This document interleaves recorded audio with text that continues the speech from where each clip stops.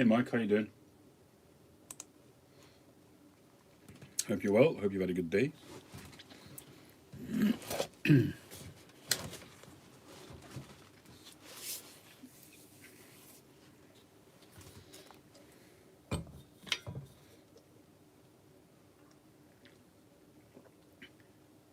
Hey Rusty. Ah, the errant Quebecian is in again. Welcome.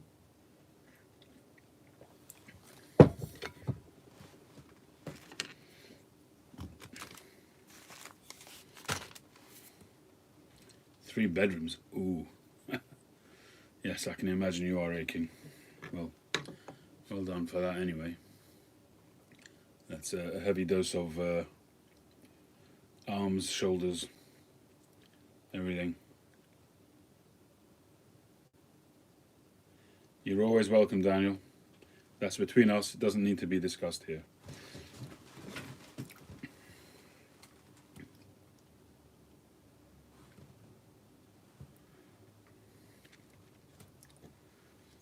Hey Gary. On ladders as well. Yeah, well, part of the course, isn't it? In it like.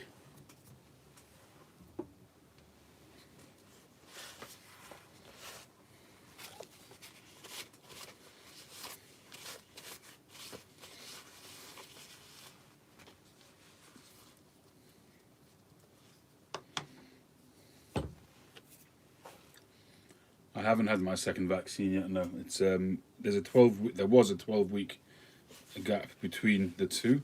They've reduced it now to 8 weeks, and I had mine a few weeks ago, so it's still nowhere near 8 weeks. So I'm not due for it yet. But I guess I will get a message from the NHS when I'm eligible. This is a Chariton. It's Chariton Make London, England Freehand Relief. It's a Group 4 and it's got the L, so it's the Lane era. I did have this up in my recent sale, didn't sell. I thought I'd give it another shot. It's a pipe which I converted myself. It's got a fantastic ring grain, really beautiful ring grain.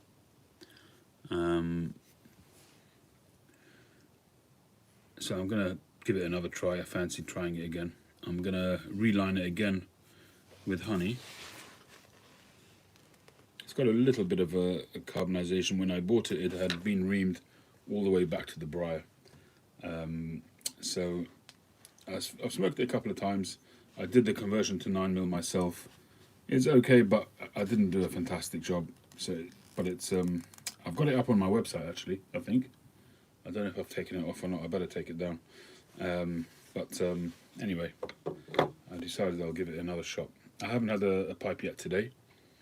The Sabbath goes out at nightfall, and that's at the moment like way after 10 p.m. So I haven't yet had a pipe. I had a dead rabbit to deal with. Sadly, we got my son, one of my older sons, 25-year-old, treated my younger kids to 2 rabbits. And from the off, I mean, we've had it about 5 weeks. We've had them, and the kids are really enjoying them. And from the off, one of them was more sprightly than the other. Was happier to come out of the.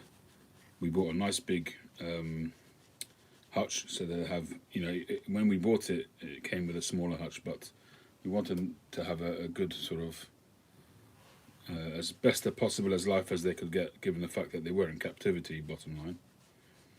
And we bought a nice big 2-decker hutch for them, and we let them out as much as we can during the day. But one tended to stay in or near the hutch, and the other one was all over the place, getting in mixing in with the kids and really becoming a part of the family. Anyway, one of them, that's the one that was shy, basically has been very quiet the last couple of days. And just suddenly, last night, it did a couple of flips in the air, and it was just outside. It was in the hutch and then kind of came out the hutch. It must have been in pain or something, but it was literally, doing somersaults on the floor. It was really horrible to see that, actually, very distressing. and I tried to pick it up to put it in the back in the hutch on the hay to be on a soft area, and you could see it was squirming. And rabbits don't generally make a noise, but it made a noise when I picked it up. It was obviously in extreme pain, and I just left it be. But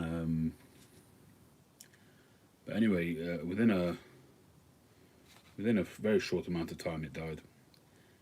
You could see its breathing had slowed right down, and rabbits generally have got quite a fast heartbeat and heart breathing rate, but it had slowed down quite significantly, and within a few minutes, literally, it died, which is very sad, very distressing for one of my young girls. She was in tears about it, quite understandably. But anyway, so one of them is absolutely fine. You know, it's been out and about today, running around. We treated them well, gave them good food, gave them fresh veg every day. 2 meals of fresh vegetables, plus the hay, plus the packet rabbit food that you get. So they had a good, you know,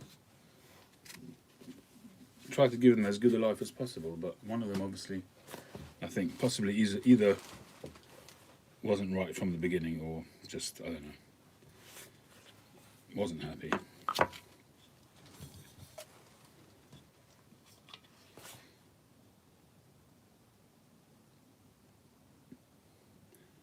The short answer to that, Daniel, is no.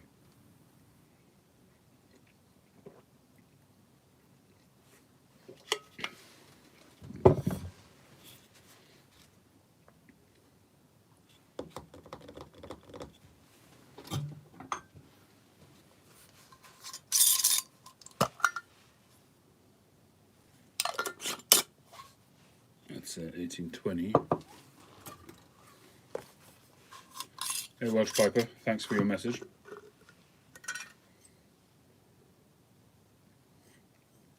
And this is some old Special Latakia flake from January 2018. So I think we'll give that a go. I've been enjoying smoking my Jekyll and Hyde, but tonight I want to give this one another shot. Just out of interest, Welsh Piper, did you see my response to your message through my website? Because I've been having a lot of sporadic people not responding to me, and I'm just wondering whether they're coming through. Not you, I wasn't expecting another response, but I just wanted to know if you got it.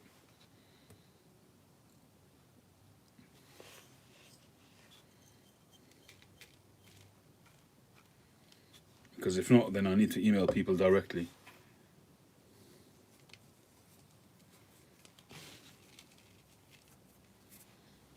Yeah, if you remember, this was the all briar pipe, which I had the briar stem, which I had to redo.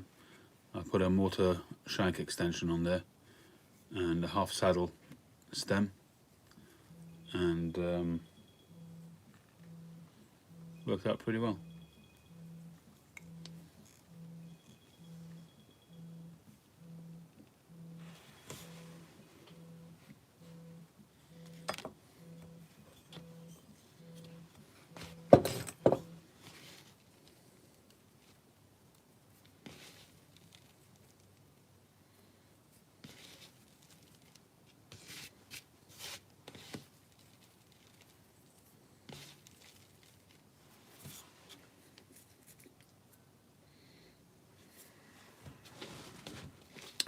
So I've put out some Special Latakia flake. If I remember correctly, this when I smoked it originally, when I got it, it gave me a very, very full flavour. And I don't know if there's anything in particular about Chariton briar that they used or not. I've got no idea, but I got a really full flavour from it. So I was going to either take the 1820 or the Special Latakia flake, but the Special Latakia flake is a milder, smoother, not necessarily milder, but it's a smoother, more harmonious blend, and it may well work better with this pipe. If this particular pipe delivers sort of mouth-filling flavour, then maybe a more settled, subdued blend would work better. So that's what I'm trying for. The briar stem shattered while I was polishing it. Old Dominion, that is a very nice blend.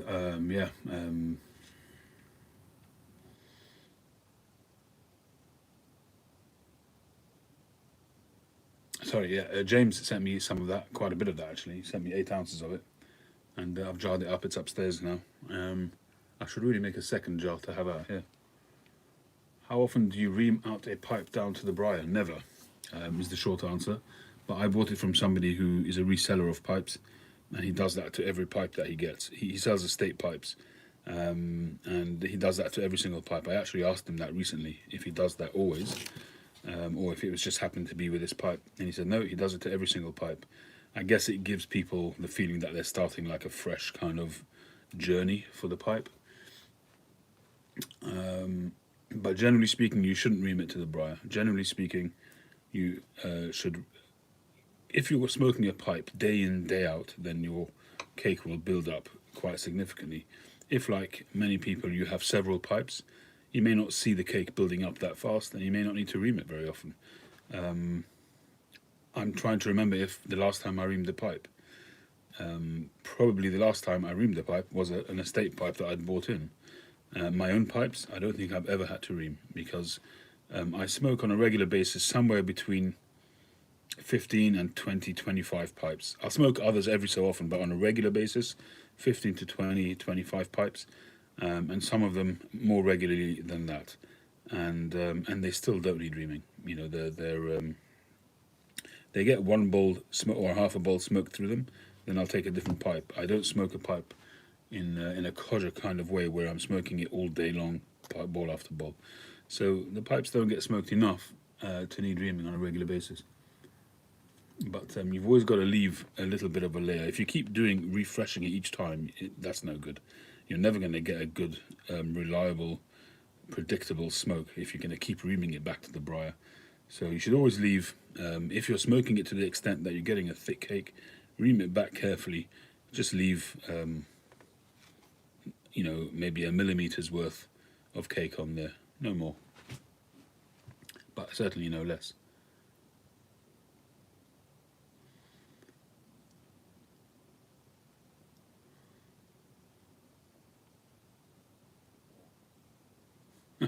Ken, that's always a struggle. I was reading recently an article by William, is it Will Serrad? He used to write quite a lot in the Pipe and Tobacco magazine, and he was trying to find a McClelland a comparable. It was an article from 2019, just after McClelland's closed shop, and he was lamenting obviously the loss of various blends, and he felt that he had a bit of a curse on blends. Whenever he found a blend that he liked, it then promptly went off sale. So that happened to him on blend number 27, which is a Virginia, an old Virginia blend from McClelland. I have one tin of that, I think, which I don't think I've ever smoked it. I've never tried it. I think I've got one 100-gram tin upstairs. But that's always the problem. You know, you find a blend that it goes out of business. That's why I keep saying it. I said it probably last week, and I'll say it again. If you find a blend that you like, when you're cellaring tobacco, cellar deep, not wide. So cellar the blends that you like, but plenty. Stack them up high, rather than wide, different varieties of tobacco, different tins, different that you want to try. And rather than having one or two of each, better have 10 or 20 of the one that you like. Because you never know what's around the corner, which blends are going to go away, which companies are going to go away.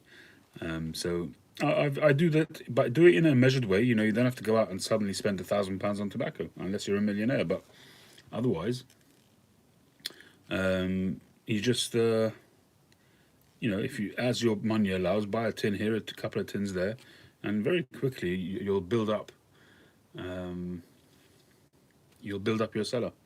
The tobaccos that I'm building up on are, but I haven't bought tobacco for quite some time now. But besides for the stuff that I can buy locally here in the UK, but Orlik Golden Sliced I would like to cellar up on. I can't buy it here in the UK. They used to sell it here years ago, but not anymore. So I'd really like to get as much Orlik Golden Sliced as I can, to be honest.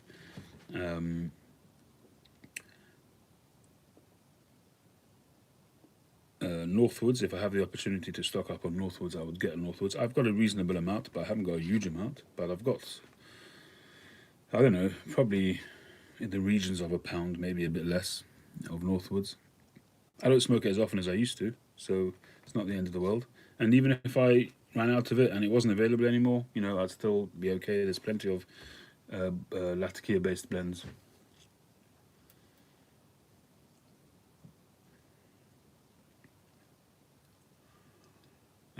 Vintage tobacco, again, you know, you got to know your stuff a little bit, you know, in which tobaccos and how well they age before you invest big money into vintage tobacco. The safest bet really is Virginia blends, not aromatics. If you're buying vintage tobacco, focus on Virginia blends. So if you can buy some really old, say, and also Latakia blends as well. Some people say that after a certain amount of time it loses a bit as well, but I would say that something like Special Latakia Flake, for instance, would age really, really well because it's a Virginia forward blend. So there's plenty of Virginia to age in there, and the Latakia will just smooth out more and more. I don't on this channel, Welsh Piper. I do when I'm on other people's channel, then my visage is visible, but I don't show my face on my channel. That's just a feature of my channel. Occasionally you might catch it when I'm working, doing a live session maybe, when I'm working, making a pipe, something like that, then when I'm bending down or something like that, you might catch a glimpse, but generally speaking, I don't show my face on my own channel. There are reasons for that going back 5 years ago when I first started the channel, but since then those reasons are not important, but it's just become a feature of the channel, and that's the way it's staying. Yeah, Tony, this is the Allbriar pipe. This is the Allbriar pipe. The stem on it shattered, and the shank where it joined the stem also was a bit damaged. So I chopped it off, I trimmed it back, I put a mortar shank sort of sleeve on it, and it's a sleeve slash extension. Yeah, it's actually an extension, not a sleeve, but it does go in, so it's properly bonded, and the joint is excellent here. But I kept this side of it because the grain on this side is fantastic, and on this side I've got the Carve Blast, which came out really well on this pipe. I really like it, and all in all, it's just a lovely looking pipe. So this was the Allbriar pipe.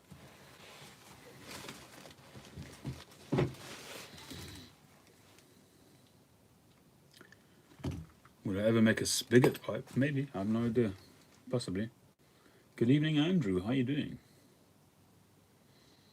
I've actually really enjoyed smoking this pipe, Tony. That's why I brought it out tonight, because there was a toss-up between this one and this one. I'm going to see how this smokes. If it doesn't work out so well, I'm going to just leave it and load up this pipe. We shall see. I guess it's time to light up. It's got a huge bowl, that I will say about this pipe. It's quite deceptive. It's got a very, very large bowl.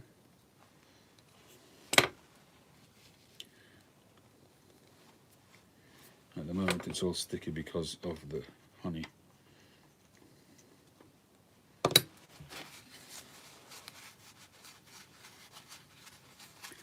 Rusty, that's a very personal thing. You know, I'm a big advocate for coating your bowl with honey the first time you smoke it.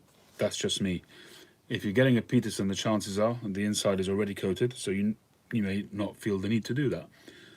If I get a coated pipe, I still use the honey, because not every coating is the same. Not every coating tastes good. For me, it's always been about, I generally, when I buy pipes, the majority of the pipes that I buy are bare. They're not coated inside the bowl. That's what I prefer. Even though I don't like the taste of new briar, I prefer it to a coated bowl, and I coat it with honey to create that barrier. You don't get a honey taste because it caramelizes and turns to carbon immediately as you smoke down. But what that does is it gives you your first layer of cake immediately on your first smoke, and it's just a very good way of accelerating the cake build-up, which is what you want. Because in the beginning, when you start a new pipe, you might find that the bowl gets quite hot quite quickly, because it doesn't have enough of a barrier between the wood and it has no barrier virtually between the wood and the tobacco.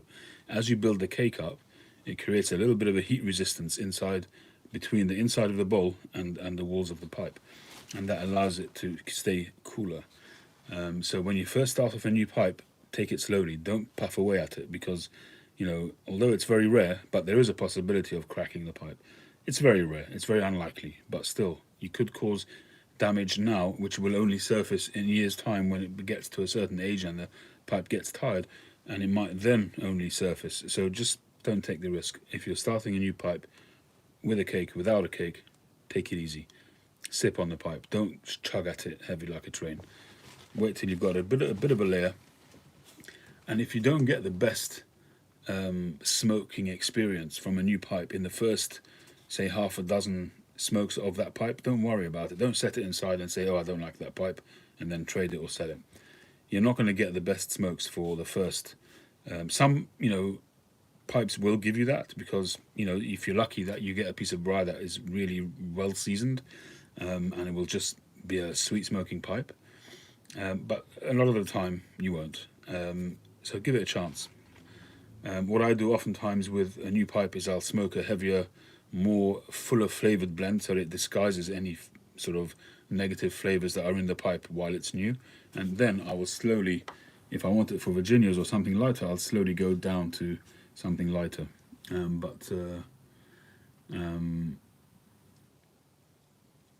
It's a worthwhile exercise, putting the honey, because it just helps accelerate that whole process, and it means that you'll get better smokes quicker.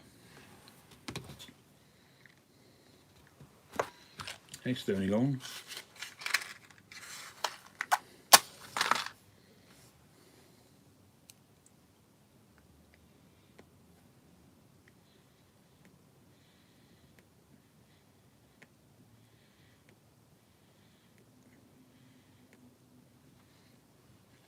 I also this evening drilled out the stem, just to give a better throughput of air.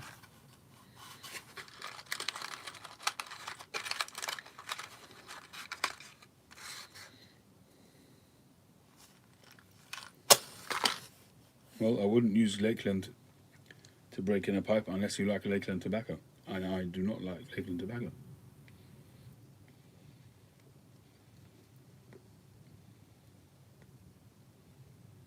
So you better know that you like it before you ghost the pipe with it. That's all I can say.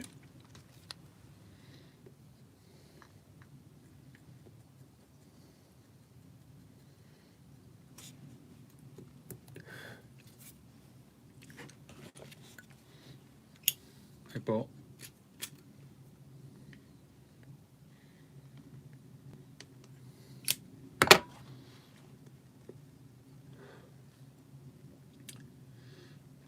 I think I might need to trim this stem as well. A little bit thick. A bit like me.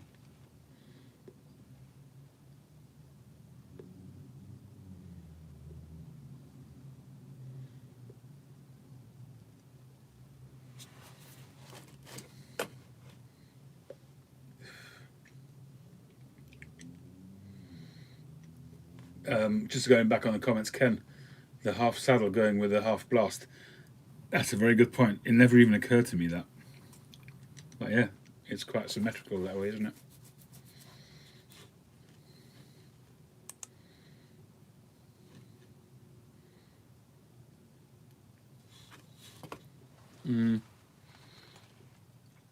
I would say Ken. Hi, Victor.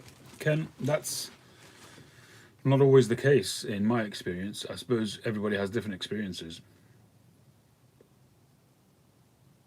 But sometimes you've got to find the right tobacco. You may not have the right tobacco initially. I've had that many times with my with various pipes, and I had that with this pipe. You know that already. I've mentioned that before. This is my Dusty Soren Refberg brandy, and I used it for Virginias initially, and I could not get a decent smoke out of it. I moved it over to Latakia blends, and it was absolutely fine.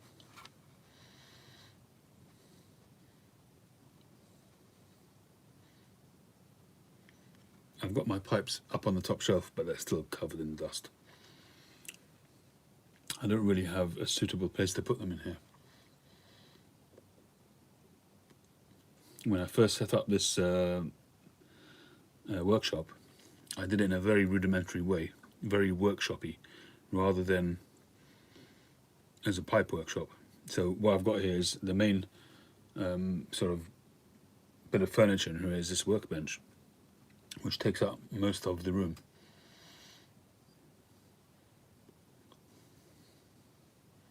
But really, I could have done with treating it like a kitchen. So there's worktop all the way around, and then drawers and units and cupboards underneath and above, wall units. That would have given me a much better kind of situation for, number one, for putting the machines on in an orderly way, and storage space. Everything could be behind a drawer, behind a door, keeping the dust out. I may well still do that at some point.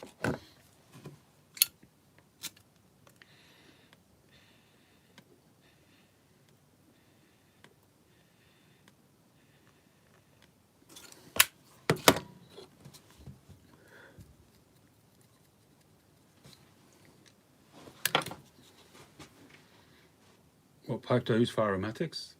A variety of pipes, all briar.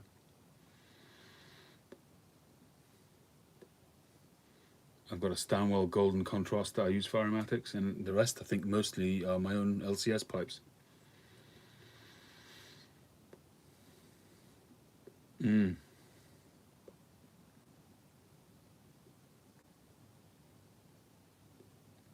Exactly, Andrew. I never understand how, when I see videos of some other workshops and they're pristine, not a speck of dust anywhere. Don't know how they do that. And they've got better dust extraction still, but even so, still no dust.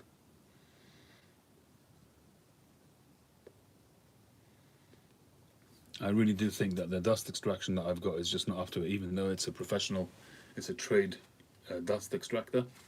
It just doesn't seem to have enough pulling power.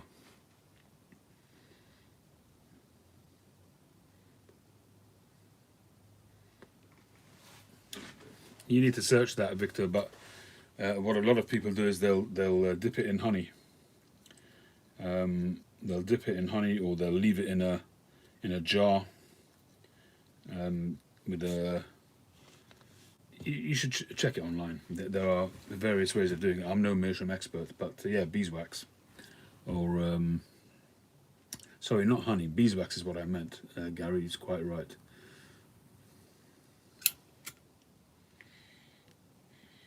Melted beeswax, and they just leave it in a jar with that melted beeswax, and then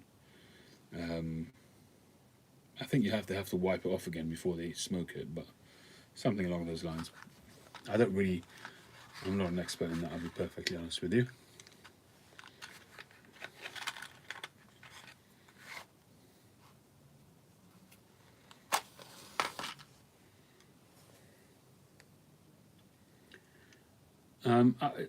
Rusty, there's no set hard and fast rule,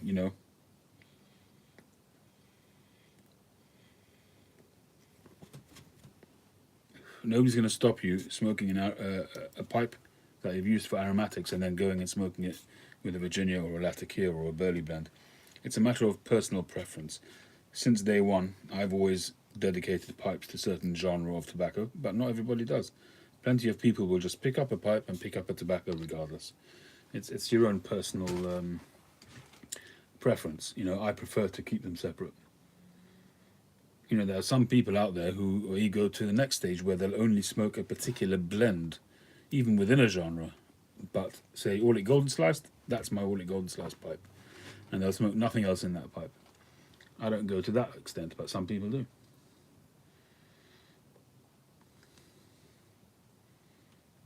This tobacco is still damp. Can't keep it alight.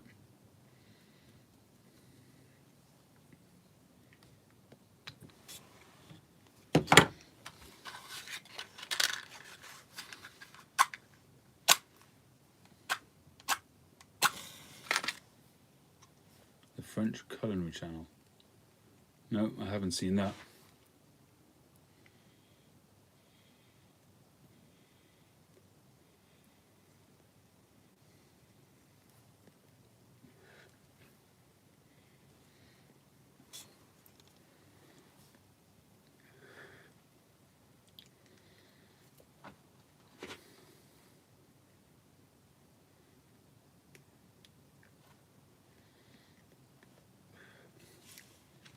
I would suggest you two tobaccos. One is Erin Moore Flake, and the other one is Orlick Golden Sliced. They're both Virginia forward, mainly Virginia, but they do have a little bit of flavouring in them as well.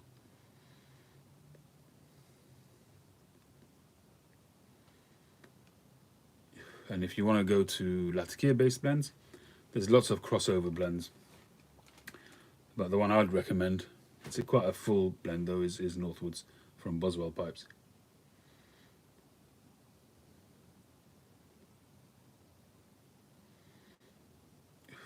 That's an interesting one, Ian. I guess he took the risk of it getting broken though, being Meerschaum.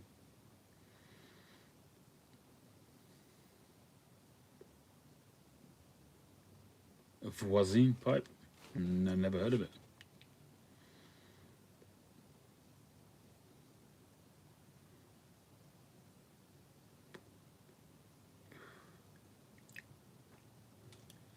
Yeah, you could only get it at boswellpipes.com.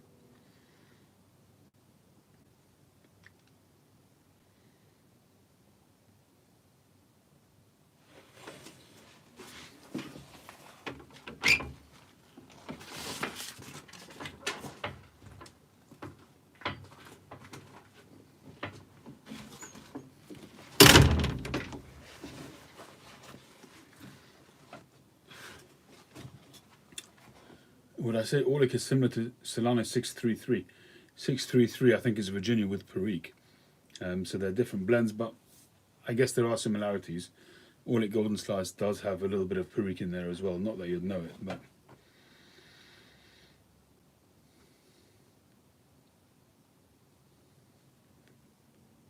you should be able to get some Orlick Golden Sliced and Erin Moore Flake from Boswell's as well.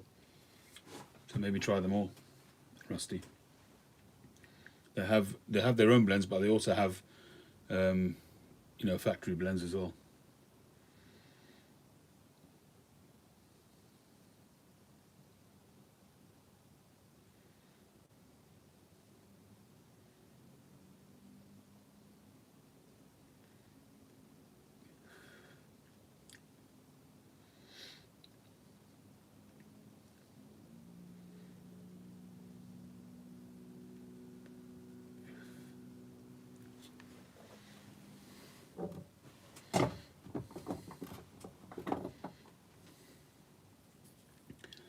That's the Latakia rolls. I tried it when I got it. I've tried it once or twice since. This is from December last year when it came out. I need to really try them again. I said I would leave them to age a little bit because I didn't enjoy it that much. I've got to say it smells really nice. So I'm hoping that it's doing what I want it to do, and it'll be about right soon to try again.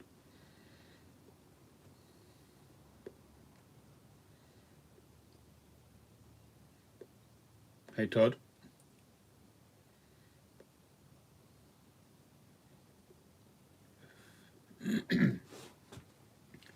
McBrown Latakia Flake is supposed to be really good. I haven't tried it. I'm not sure if I've got some. I may have some. I don't recall. It's very possible that James sent me a tin. I can't remember, but that hasn't arrived. Parcel number 2. I think there's 2 parcels on the way. I think one's been in the works for over a month already. I'm going to assume that James is watching in the background. Well, he's probably on his big screen, so it's harder for him to type. Right, James? An icon will do.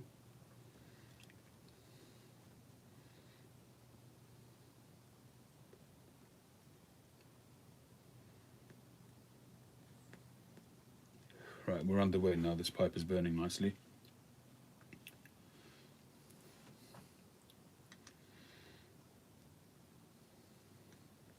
What this pipe seems to do is it seems to add some kind of a roundness, a heftiness to the blends. Special Latakia Flake is really... Oh, it's his son's birthday. Oh, I did see a post, I think, about that. Well, I hope he's enjoying himself. It seems to add a roundness, a beefiness to the flavors. Especially Latakia flake for me is a very sublime smoke usually. In this one, it's a little bit rounder in this pipe.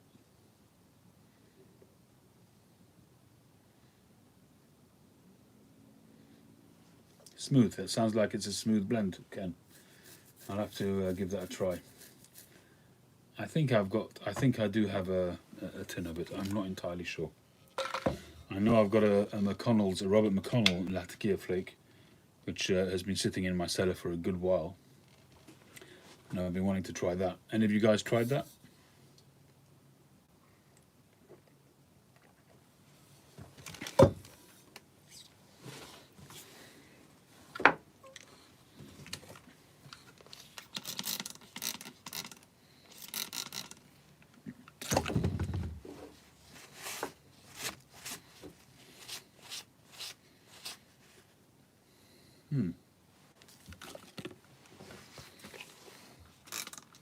Yeah, that makes a lot of sense, Jack.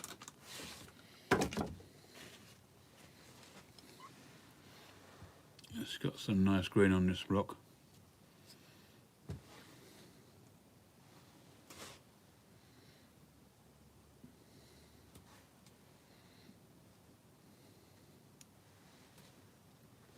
Hey, Mike.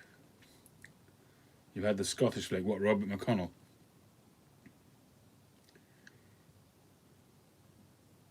Which one, Andrew? Which one are you talking about?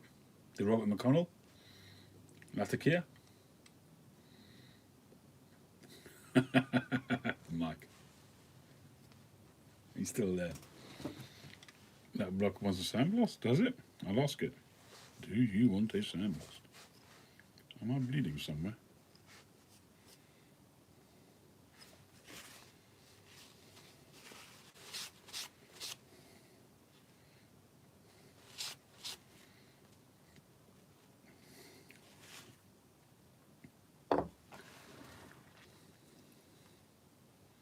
Latakia flake. I was actually reading about an article by GLPs back in 2014, I think. And he was talking about one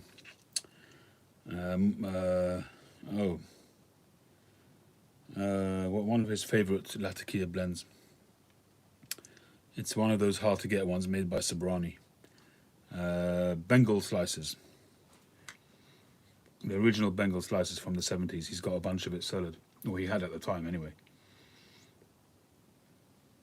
And he said that one had a bit of a floral flavour on it as well. I've got some more recent Bengal slices in my cellar, but I haven't smoked in ages. I smoked one tin. I had one tin of it going back probably about 4 or 5 years ago. I tried it. It was okay, but I think I passed it on.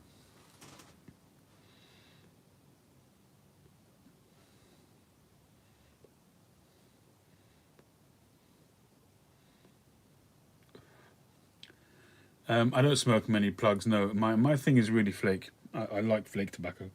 I smoke other tobaccos as well. Northwoods is a ready rubbed, I suppose you could call it. It's not. It's really a mixture. I don't know what you call that kind of cut. What do you call? The typical, the aromatic cuts where they've got little bits of everything in them. Would you call that a ready rub? It's not a ribbon. I suppose you'd call it a ready rubbed. Where's my Northwoods?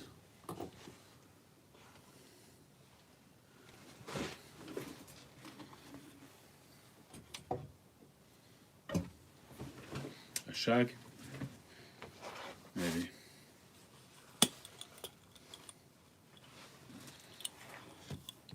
It's just a normal, like most German tobaccos, for instance, most American tobaccos, the ones which are not flakes.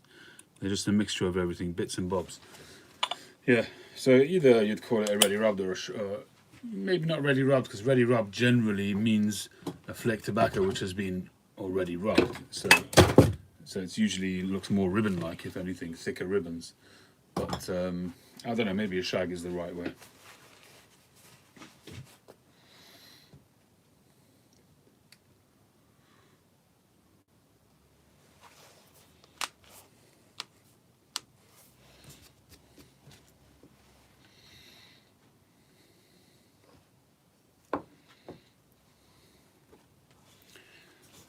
see this blank, I bought this a long time ago. It's been sitting in a drawer, not knowing what to do with it. And after I did the pipe, the last pipe that I did with the white rim, I thought maybe I'll do one with the green. This is like a jade, sort of swirly green. And I thought I would perhaps take a slice off to make a rim, and then use the rest of it to make a stem, so it's a perfect match. That's why it's sitting on my desk. Let's see if that, I don't know if that rim thing will become a popular thing or not, or if it's just a gimmick. But I don't like turning square stock, I'll be honest with you, because it chips and it shatters, and I just don't like you playing with it. But coarse cut maybe, yeah.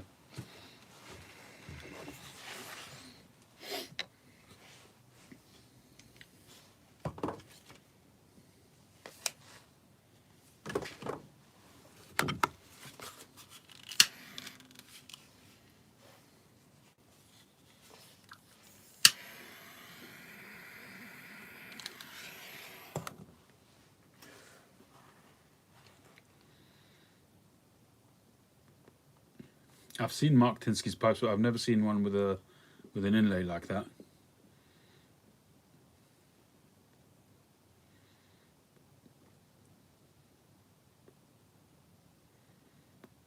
It's a turquoise. You're right. It's not a clear green. It's a turquoise, so it's a bluey green.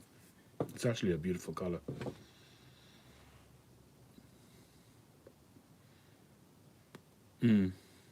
It's a lot of work though to give it a whirl.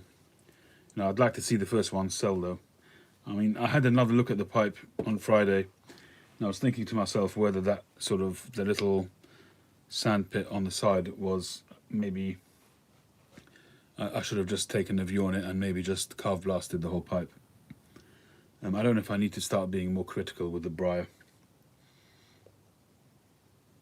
I'm not a believer in doing spot carving. Either the pipe has got a design to it or not. So if I'm going to carve any of it or rusticate any of it, it's got to be done with a design. So it could be half rusticated because that's an intentional design, but I don't believe in doing spot rustication just to cover a floor. It has to be incorporated in an overall design. So I don't know if that's off-putting for people or not, that little sand pit on the side. I don't know, maybe I have to start being, if a block is just not up to it, then sandblast it or carve blast it or rusticate it. It's a shame, but you know, the problem is that because I was kind of committed with that rim, it really works with a smooth pipe, that rim, so much better than a rusticated rim.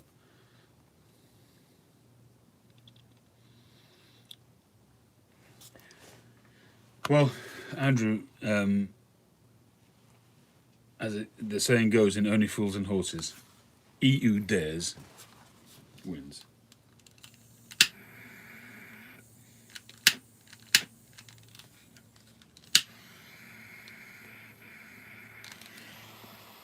I shouldn't really use a jet to light my pipe, but the tobacco is right at the bottom of the bowl.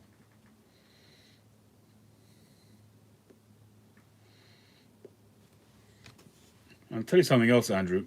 It's not always so straightforward to realise an idea that's in your mind. You can't always do it. Sometimes you'll start on something and you'll think it through in your mind through each step, and you'll think, yeah, that'll work. But when you get to it, you'll forget that you've forgotten something that contradicts the next step that you want to do. And you have to then rework it. So this particular pipe, I actually drew it out on a piece of paper, which I don't always do. I rarely do.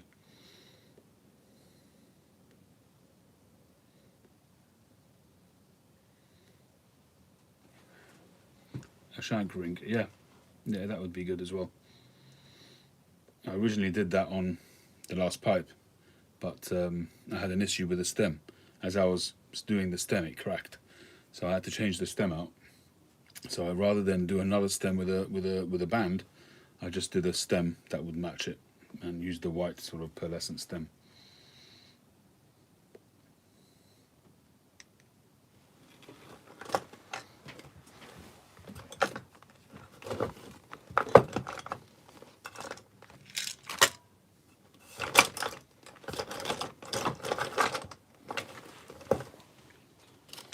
Here it is. So that's the stem that I originally had on it.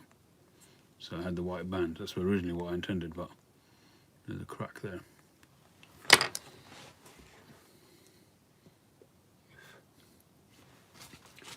But it's kind of doing that rim, Andrew. I kind of was thinking to myself, maybe now's the time to start thinking about a metal lathe. Because making that rim, there's a few issues. Number one, there's a fair bit of waste when you're cutting it off.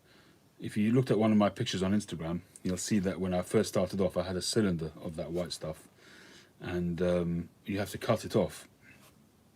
So there's a little bit of waste. I suppose there would be that amount of waste on a metal lathe as well, but you can at least cut it off more precisely.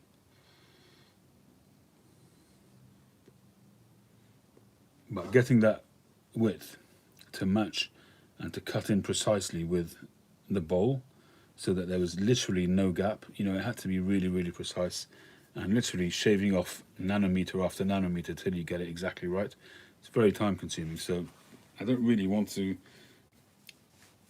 be doing that just on a whim. I'd like to see that one sell, but I'm just worried that that spec might stop it getting sold.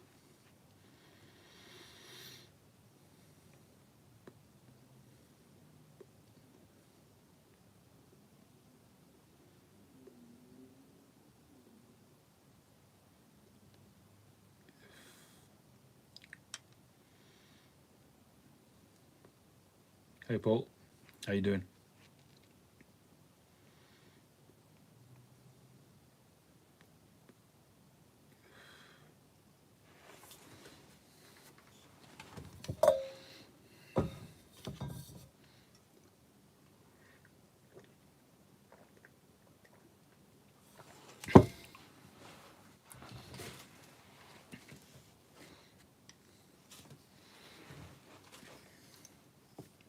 So this one kind of is looking more like a pot to me.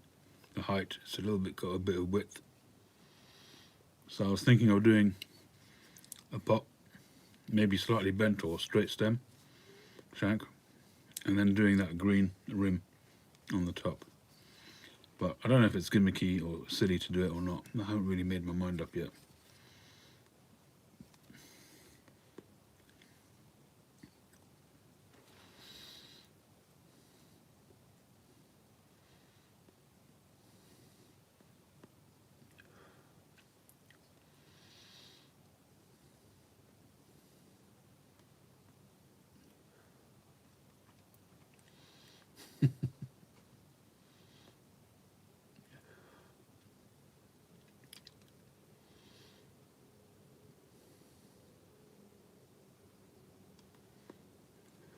So,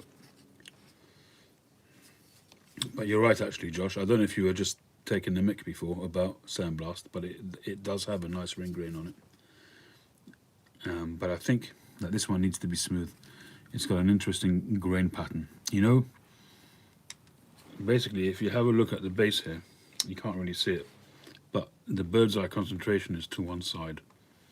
And on this side you've got straight grain, what looks like could be straight grain. And on this side it's more of like sparks flying. So what that tells me is it's actually halfway between straight and bird's eye. So in actual fact, if I wanted to get straight grain, I'd have to turn it at an angle like that. I can't do that because I don't have enough width in the block. But I think that will be quite nice. It'll be a varied type of grain, so there'll be a bit of, essentially the center of the grain. If you imagine a center point, the bottom of the grain where it emanates from. So you get the straight grain going up, going over here. You imagine that like that. So you're starting to see it stretch because it's at an angle. It's not straight. Straight would be here. So when it's like that, you start to see a cross between straight grain and bird's eye, which is like a stretched bird's eye. And that's what you've got on this side. If I were to spin it on its axes, then I would get straight grain all the way around, but I can't do it because then I would lose the width of the block. So on one side I'll probably get that kind of stretched bird's eye, which is actually very, very nice. I like that. And on this side, it's more of a straight grainy kind of look to it.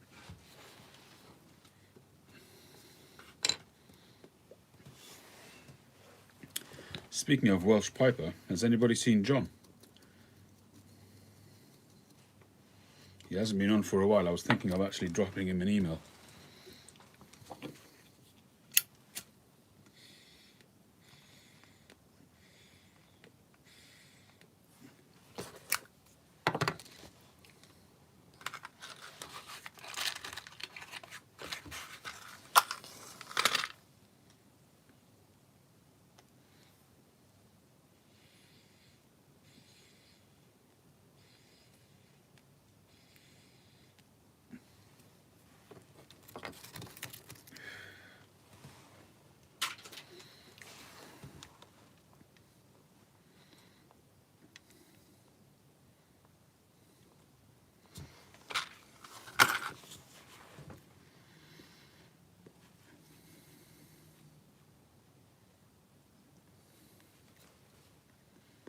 The Bearded Welshman.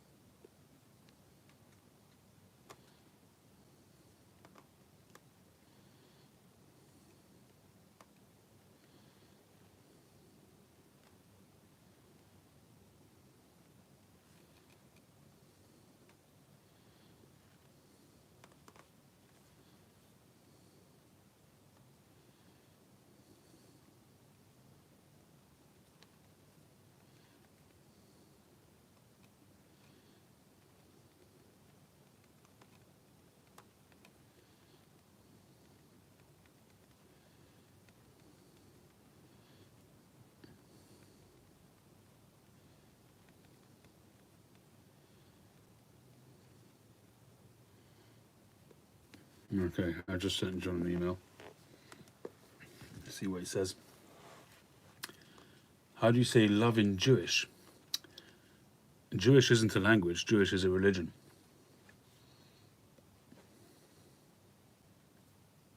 Unless you mean Hebrew or Yiddish. In Hebrew it's ahavo, which is love. And in Yiddish, I suppose you would say lieb, liebe, lieb.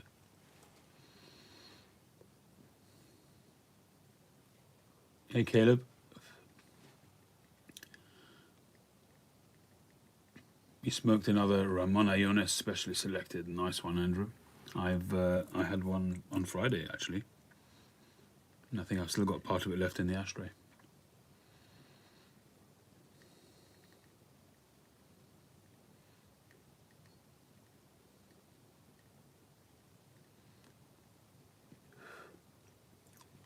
In Hebrew it's ahavo, which is love.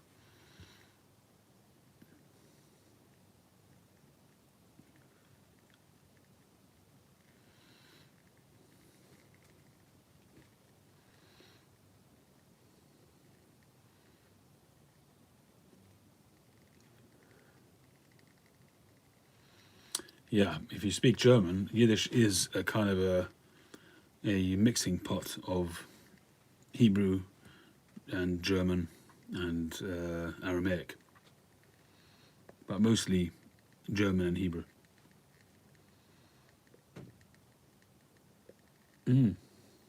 I've smoked many Oliva cigars, yes. The main one that I've smoked is the Oliva Serie V Milanio, which I now have run out of.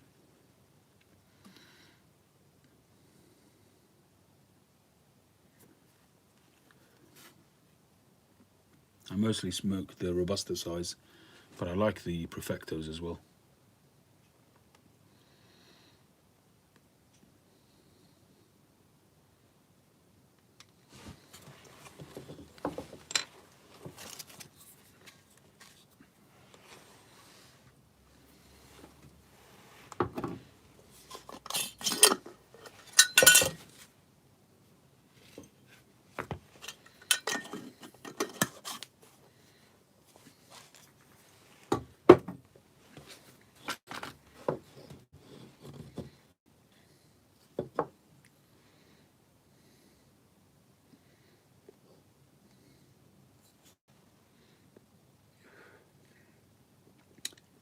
Interestingly, I was reading one of the old pipe and tobacco magazines, and every year they have the competition of the pipe shapes that they do in the pipe show. That people send in their version of a particular type of pipe, and they judge them, and there's a 7-day set, which then gets raffled off. So I was looking at a couple of them. There was one year was a billiard, and another year that I was looking at was a Prince shape. It was interesting to see the type of pipes people made as their interpretation of a Prince shape.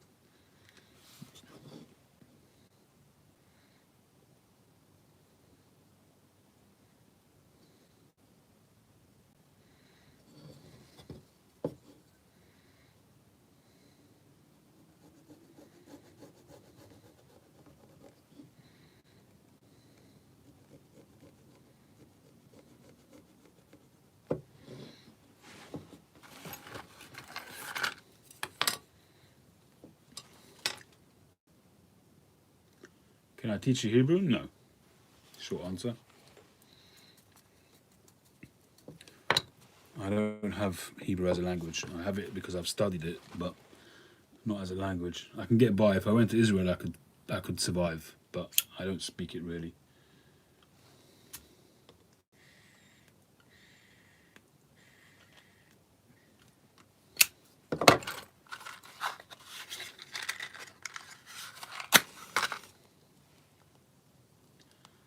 Stafford Hill. Yeah, me too. I lived there for most of my childhood.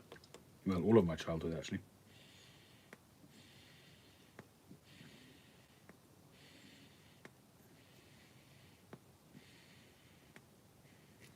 In fact, I lived there until I got married. So I lived there 22 years.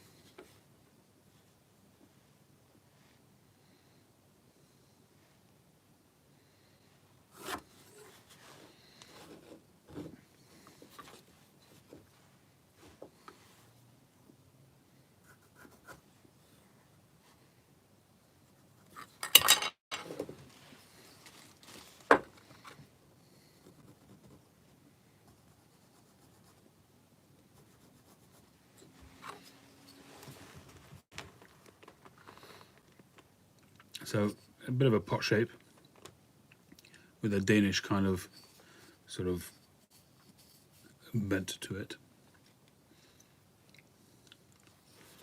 Might not be as extreme as that. That angle might be a little bit flatter. We'll see. G'day, Glenn.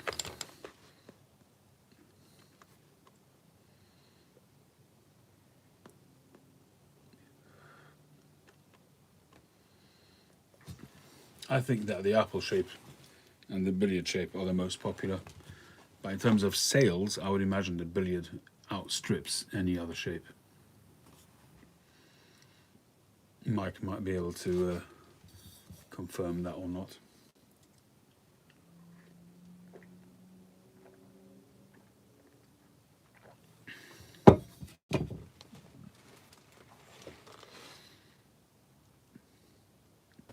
And by the way, if you guys want to see an interview, a discussion with Glenn with Drop Rare Woodworks, he's just had a chat with Cass Piper. If you have a twaddle onto Cass Piper's channel, I haven't had a chance to watch it, but I will be watching it. But head over to Cass Piper's channel and you'll see his little chat.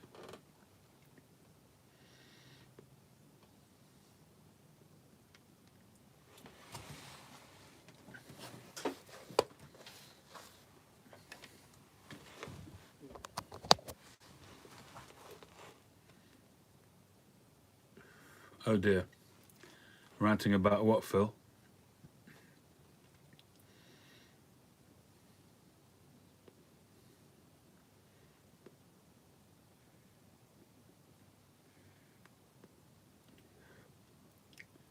See, that's the way to do it. Before you say howdy, folks, just tell everybody he's in a bad mood, he's had a bad day, he's going to rant. Just he sets out the stall so we know where we're at. What's up, Phil?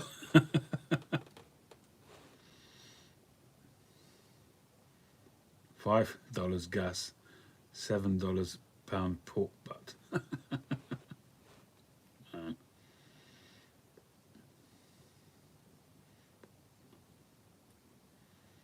Well, it sounds like you need a vehicle that will run on pork butt.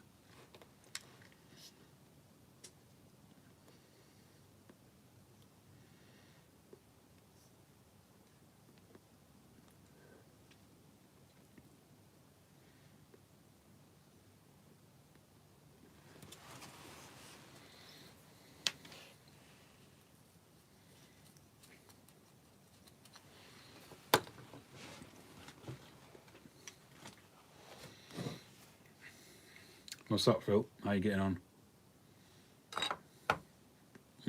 Hey, Chad.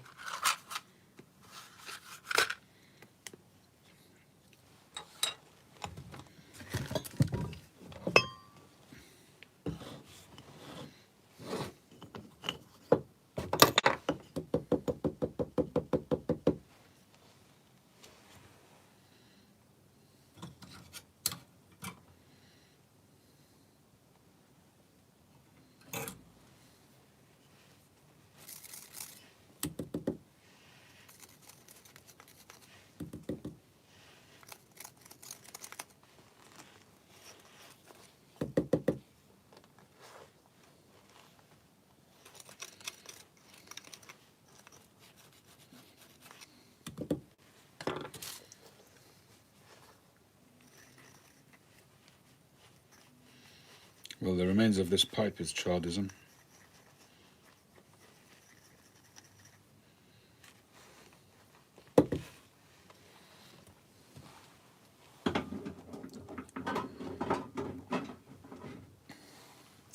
I didn't think to bring a cigar out with me.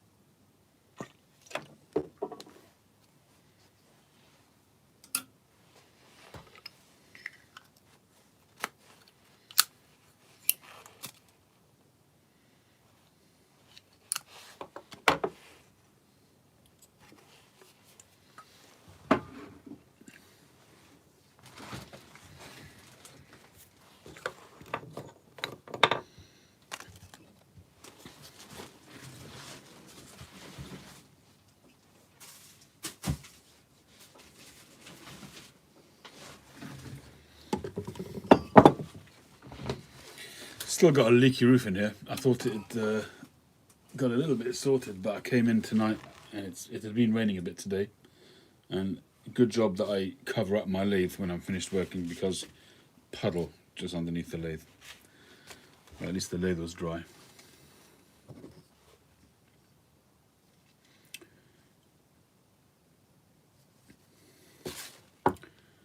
So we can either carry on chatting, or I can actually make a start on this pipe. Well, it's 1:10 in the morning. It's a bit late in the day.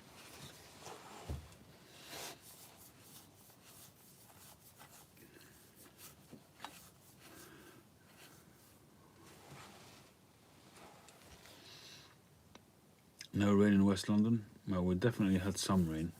Last night, for sure. Today actually was quite good. So it was last night.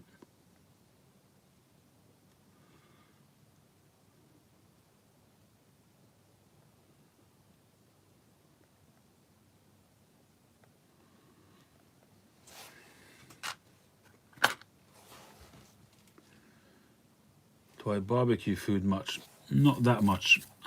We've done it every so often, and I tend to have more success just grilling the food. So a lot of the time I'll buy barbecue stuff, meat for barbecuing, meat, chicken, whatever it might be, but I'll make it on the grill, on a griddle pan, rather than a barbecue. Barbecue does give it that extra bit of that smokiness, but I just prefer to do it on a griddle. I can control it much better. And what I tend to do is I'll cook it through, I'll sear it, get a good char on it, and then I'll whack it in the oven. So it's much better cooked. You don't have to run to the loo 5 minutes after eating it. I'm sure you guys have had the similar experience.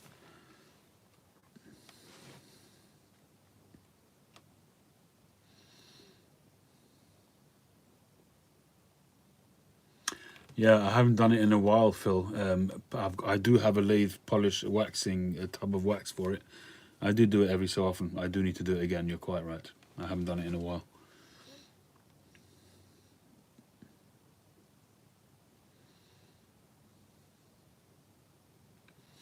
Glenn, I've heard a few people talk about that, and apparently it does stop the leakage, and apparently the fuel lasts longer. Apparently, I've not done it myself, but a few people have said it. But don't go on my recommendation.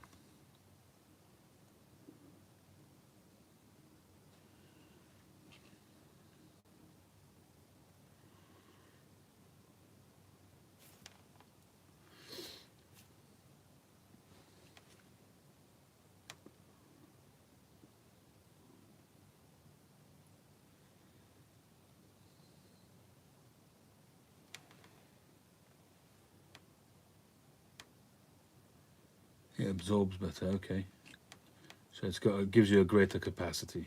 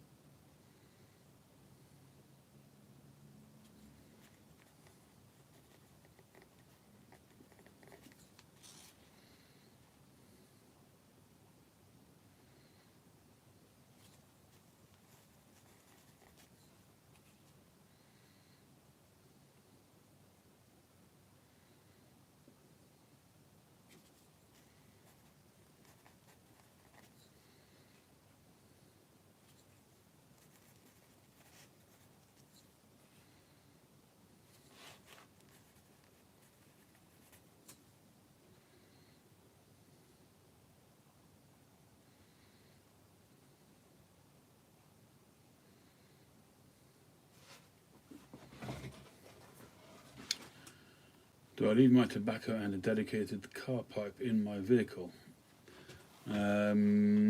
Sometimes. Usually I've got an EDC two pipe bag, which if I go out I usually take with me. So I usually have a Virginia pipe and a Latakia pipe in that bag. You've seen that two pipe bag before, I'm sure.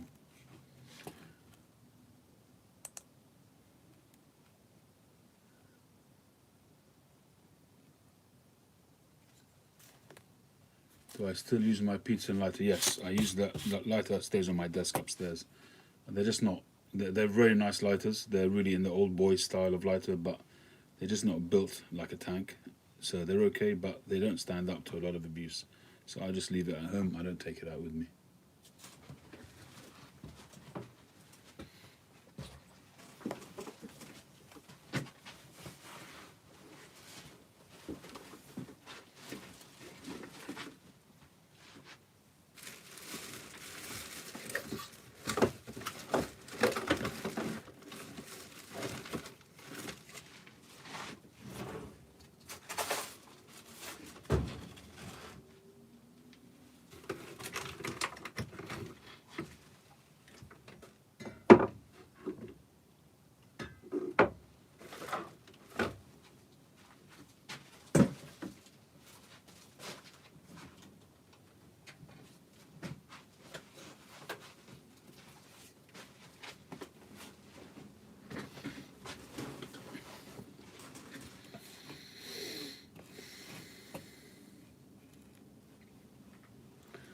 This is what I got. It's from Axminster. It's machine wax, and it's just a small little tub. So it's almost finished. Should really get some more.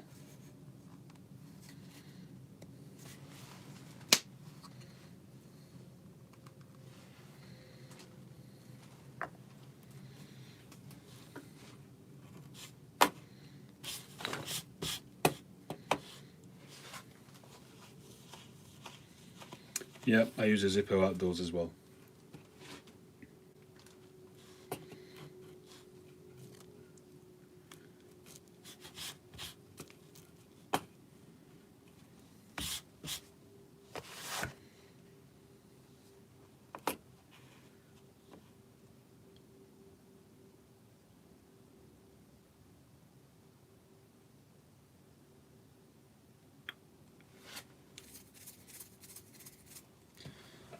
Actually, I don't even think I've put wax on this, but on the new lathe yet.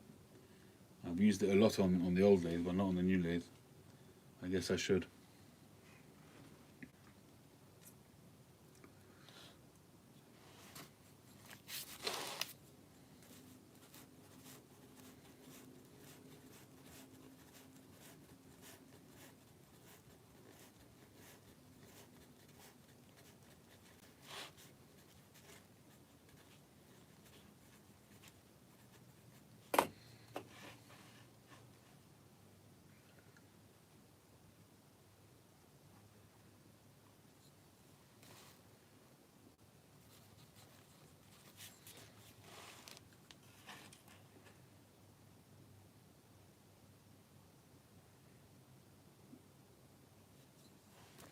Funnily enough, somebody sent me a message about making a P-lip replacement stem. I sent him on to Blakemar and Northern Briars. Not really my forte at this stage.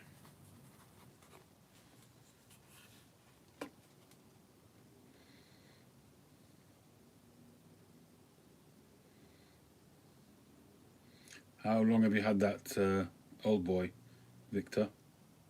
How old is it? I wonder if the current versions are as good as they always were. You know, you often find that they end up being made in China. China.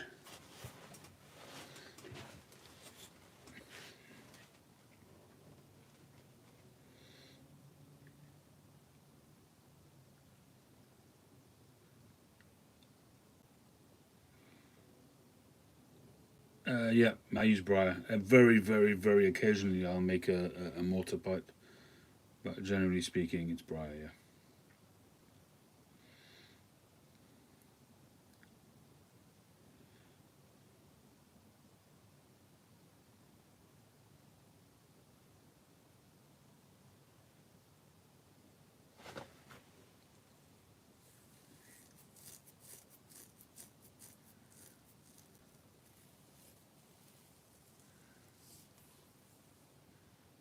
You have to degas it every time.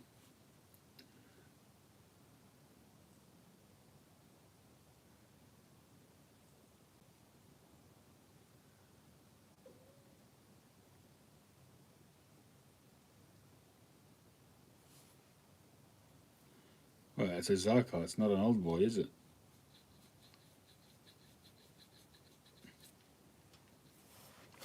There is Daniel was talking about a dual flame. There is a DuPont dual flame, and it's got I think they call it rabbit ears. It looks like two ears coming out. That looks like a really cool lighter. It's probably cost over £1,000, I'd imagine. Ridiculous amount of money for a lighter.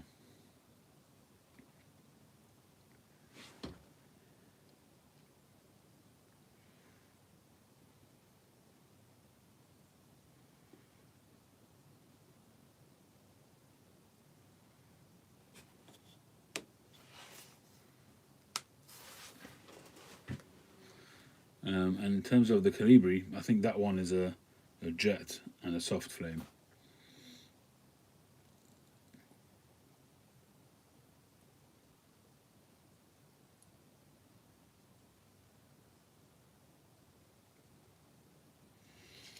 Anyhow, I'm a relatively short one today. I've run out of things to say.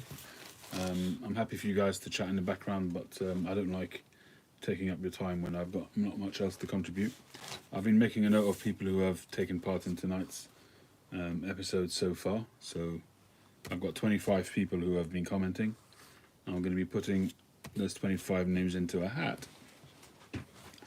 And I brought with me a fresh pouch which I just received. I just bought this.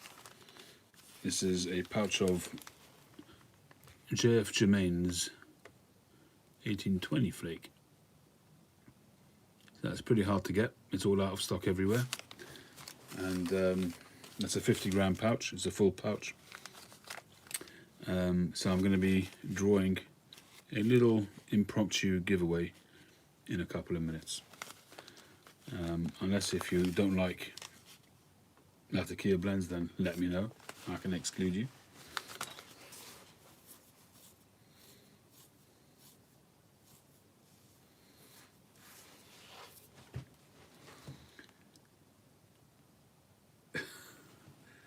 Glenn, I think Josh has his comment was dripping with sarcasm, but it can work with your comment as well. Just needs a little bit of interpretation.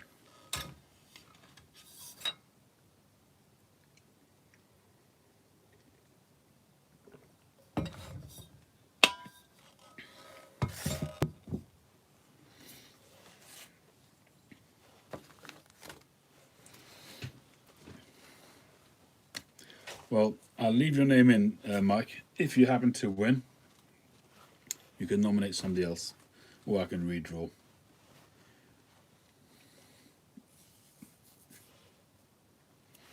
So at the moment, I have as follows. I have at number 1, I've got Rusty. Number 2, Grump. Number 3, Boris. Number 4, Monkey. Number 5, Ian Reid. Number 6, Welsh Piper. Number 7, Daniel. Number 8, Jack. Number 9, Kenjiro. Number 10, Tony513. Number 11, Briar Blues. Number 12, Strong Lawn. I think that is. 13 is Paul Piper. 14 is Victor Carthy. 15 is Boris. 16 is Andrew Sirigliano. 17 is Todd. 18 is Gamecock Piper. 19 is Bohemian. 21 is Caleb. 20 is Caleb. 21 is Glenn. G'day. 22 is Phil. 23 is Chad. 24 is SC, who just got in by the skin of his teeth. And 25 is Hawk.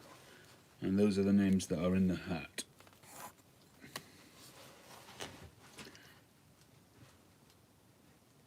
It ain't Stonehaven, so you'll smoke it. I thought you liked Stonehaven.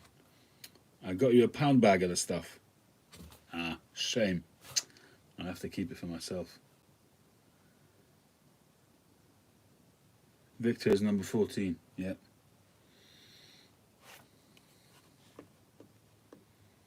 Hey Tree, how you doing?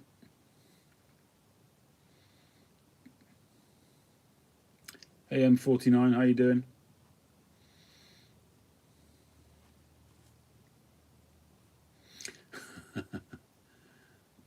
Well, you send me your wheelbarrow of it, Phil. I'll look after it for you. Stonehaven is the Roland of the rodent family. Okay.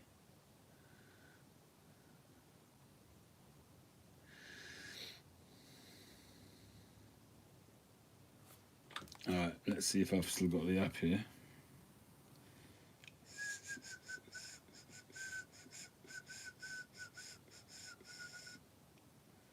I used to have random generator.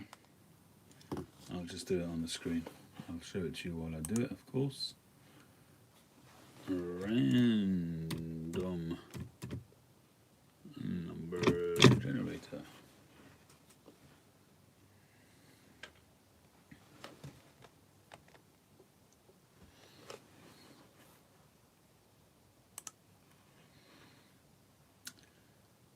Yes, Merrin, M49. Besides for a rabbit, which we lost today or last night. Ooh. The favourite pipe I've made so far.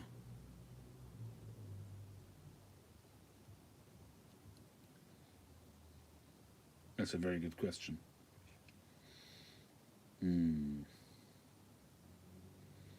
There's been a few pipes that I've really wanted to hold on to.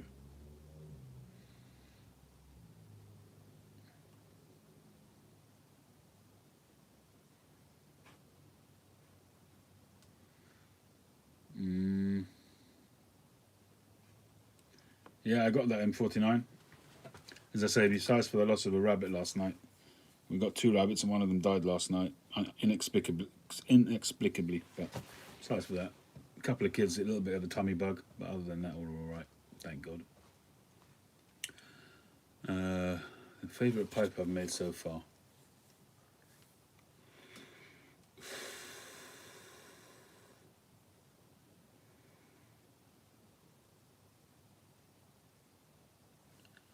It's really, really hard to say. Number one, I can't remember them all. You know, some of the earlier ones. Although, excuse me, a lot of the pipes that I'm making now are more sort of adventurous. But you know, pipe 386 is, you know, there's a lot of a labour of love, a lot of work went into that. Pipe 380, which was the first one of those carved sort of ones that I did like that. It's really hard to say which one is a favourite. Really hard.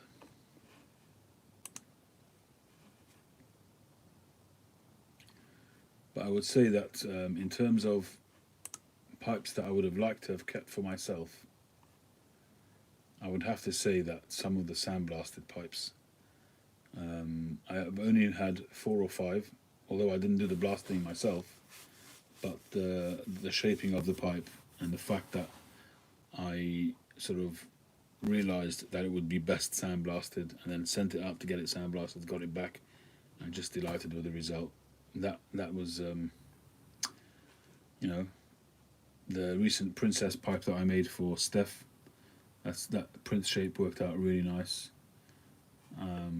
Pipe 341 was a stacked Dublin, which beautiful straight grain. It's actually the logo, the icon that I use for my Facebook handle. That one, you know, stunning pipe. The grain on it is just superb. It's really hard to say, really hard to say.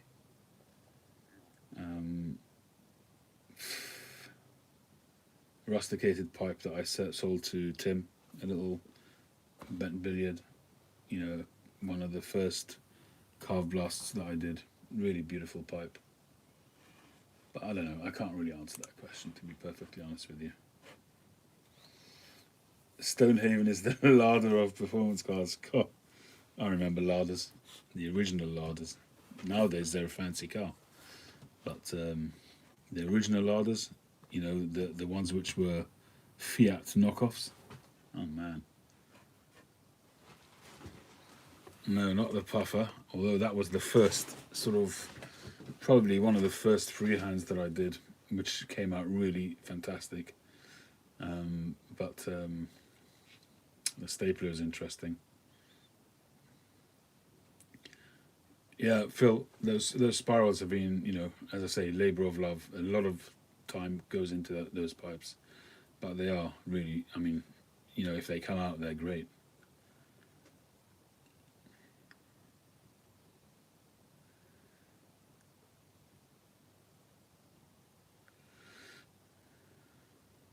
The bent blast one that I kept, yeah, that's really nice too.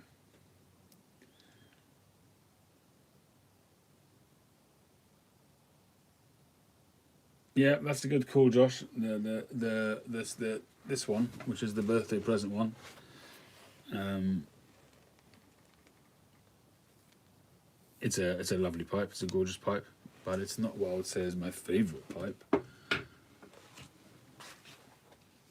The bamboo, yeah, the bamboo one actually is a good shout.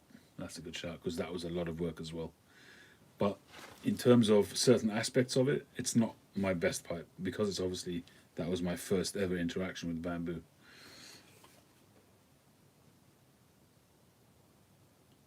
I remember the Yugos as well. I think I've driven a Yugo. I remember when they first came out. They're like toy cars.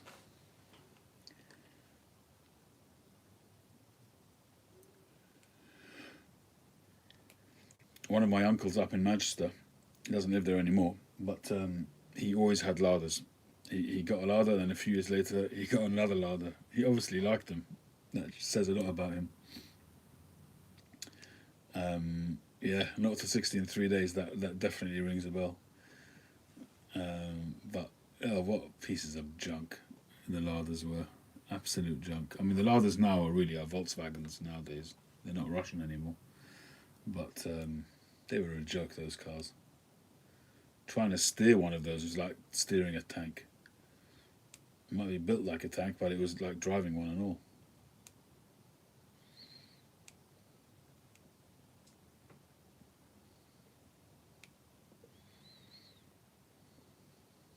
I actually, believe it or not, I actually considered buying a Yugo once when I was first driving. Obviously, you try and find the cheapest car that you can get.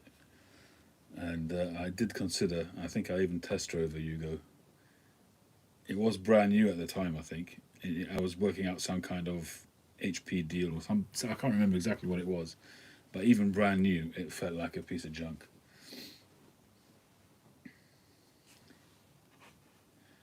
A Lada Niva. Is that Lada Niva or Lada Nova?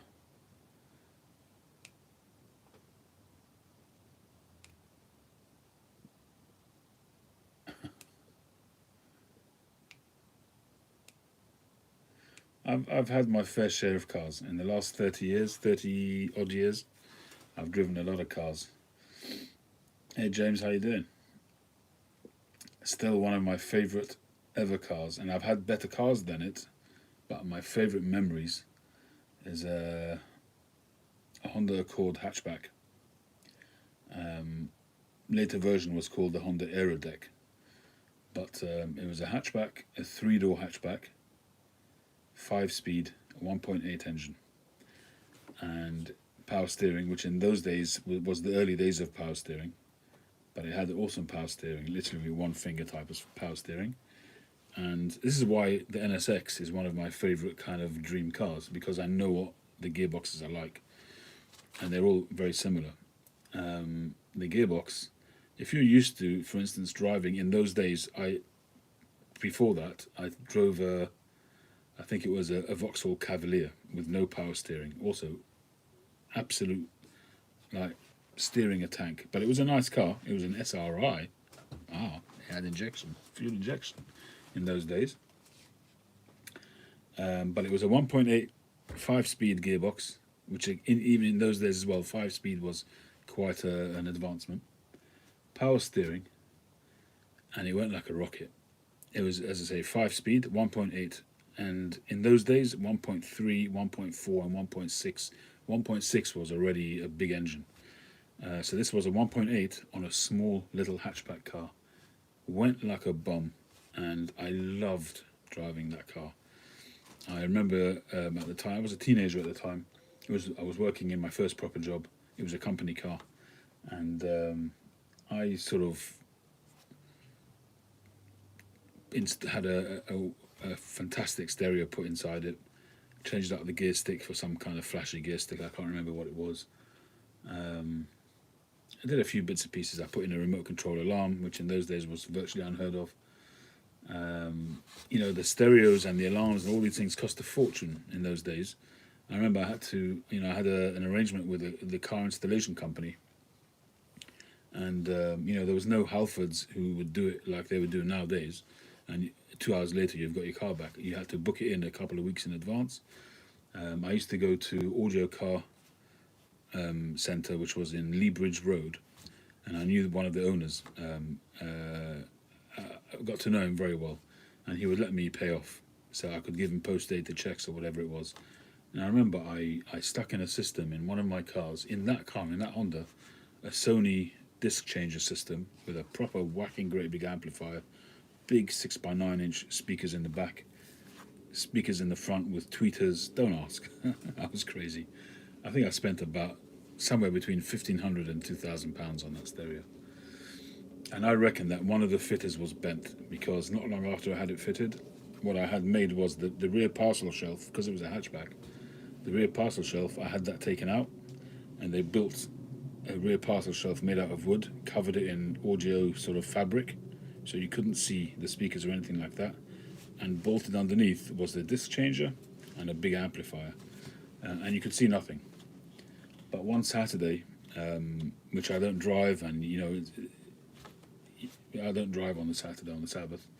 One day, it was like 7 or 8 o'clock in the morning, a Saturday morning, my father hears the alarm going off. He looks out the window and he sees a guy inside the boot of the car, just literally unplugging everything and lifting the whole thing out. Definitely knew about it, and it was definite that one of the guys was bent in that fitting shop, because they knew where to go. They knew how to lift it out of the car because it had special bolts on the side. It was a very sad moment for me when that went.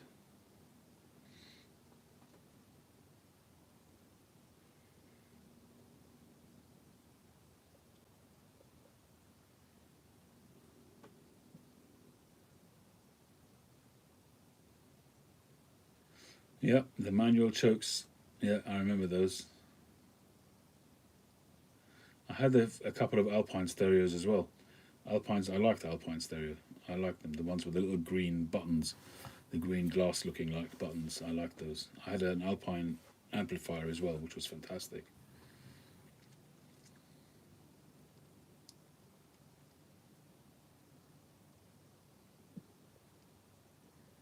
350 and 351.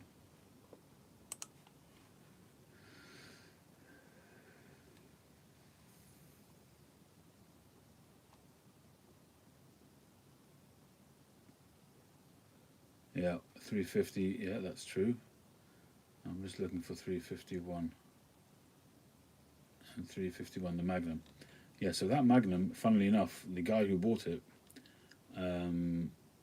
just sent me a message today. He received it and he's delighted with it. And he commented on the stain of the pipe. And it was interesting that he did that, because when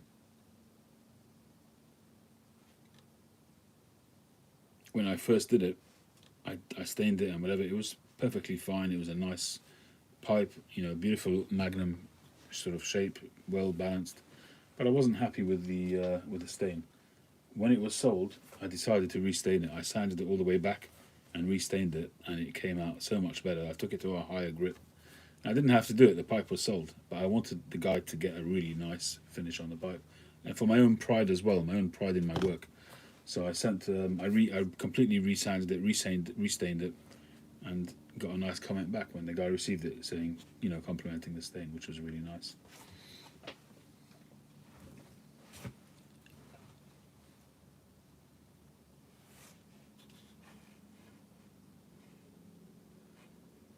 300. And you want me to remember that? Which one was that? Oak. Remind me.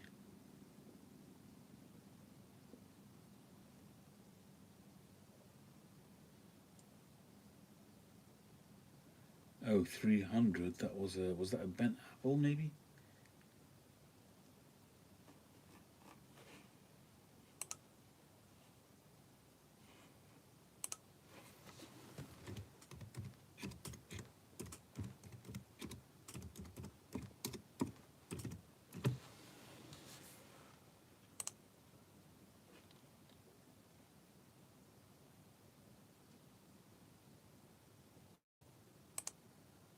Yeah, bent billiards with a green band. I'm looking at it. Yeah, with a caramel stem. Yeah, that's a nice pipe.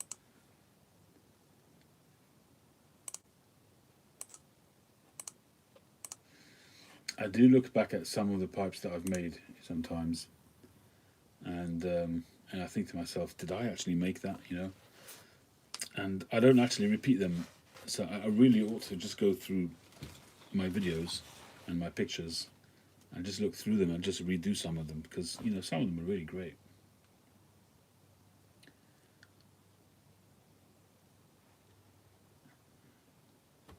Jose, how you doing? Ford Mustang with a Boss engine and a Pontiac Firebird. 52 Chevy pickup with 3 on a tree. I used to work for a real estate company going back 30 years ago, and one of they had the commercial properties, and one of them specialized in American cars.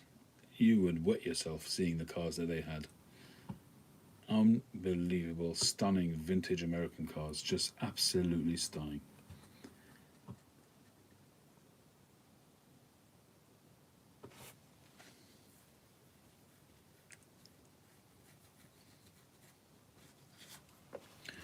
All right, shall we draw this tobacco?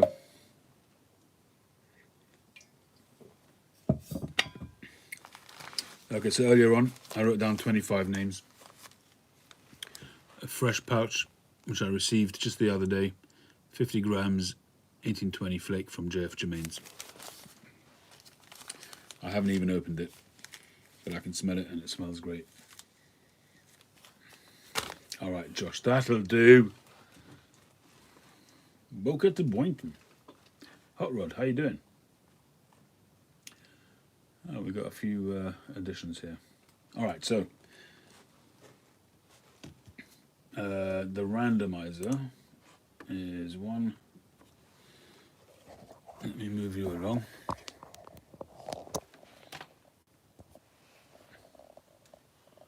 Okay, so we've got 1 to 25. Okay, drum roll, somebody.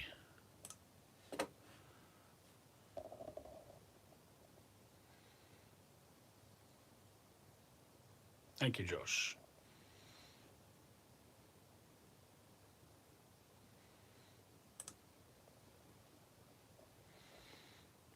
Here we go. Number 1 to 25 and generate. Number 9. Number 9 is Jack. Jack, have you got 1820?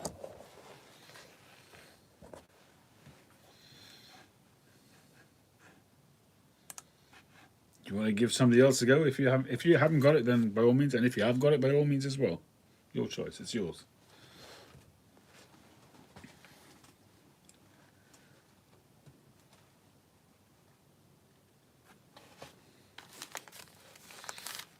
All right, Jack, that's yours anyway. Let's leave it at that.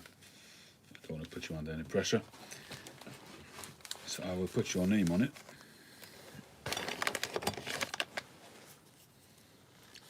And to be honest, I'm quite happy because I don't have to ship it across to the States.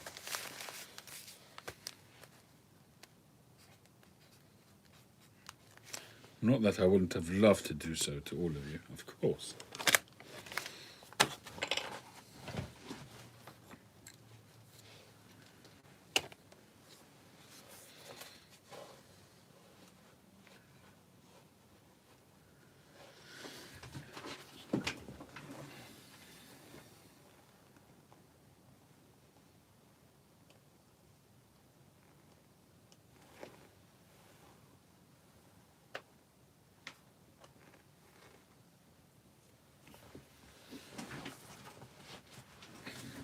No, no t-shirt yet, James. I was just I mentioned it earlier on in the video. And congratulations on your son's birthday, by the way.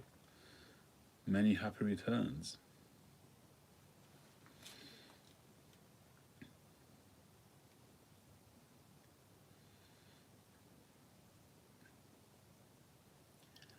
My pleasure, Jack.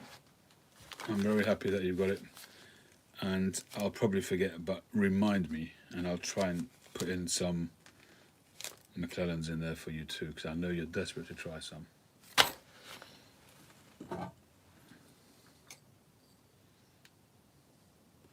fact, I'll give you the rest of this 40th anniversary. There's at least a couple of bowls worth. And I'll see what else I've got open upstairs.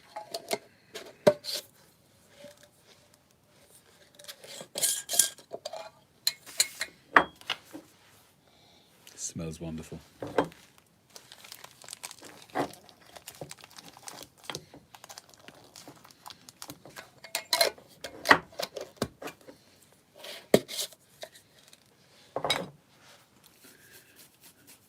Alright, so there'll be a package winging its way over to you in the near future, Jack.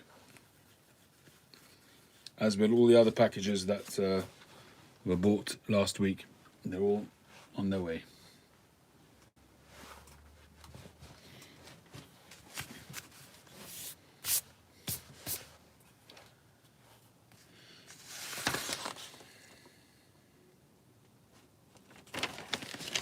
I was actually doing a design for this pipe. This is a Magnum block. It's a big old block. Somebody put in an inquiry about a Magnum, and he hasn't come back to me, so I don't know if it's going to happen. But I was kind of making this kind of goblet kind of idea, so a tall bowl with rings at the top and the bottom, and to do a kind of a carved finish on the base. A bit like I've been doing recently, something like that, with a stem coming out like that. So I don't know if it'll actually come to pass, but I started thinking about it, you know, in case the guy, he's already bought Magnums off me before, this guy. So it's a possibility that he'll come back to me, we shall see. And maybe that will come to fruition.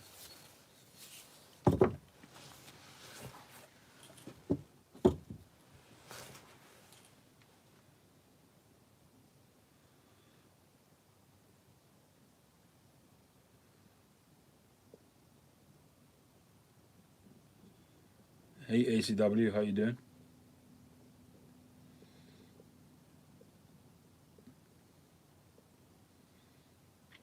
Hello to Virginia.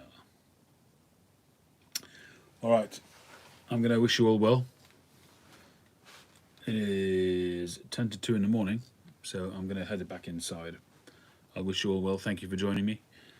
Have a wonderful week, and no doubt you will be seeing me making some Bry dust in the very near future. Thanks again. Catch you all on the next one. Well done, Jack.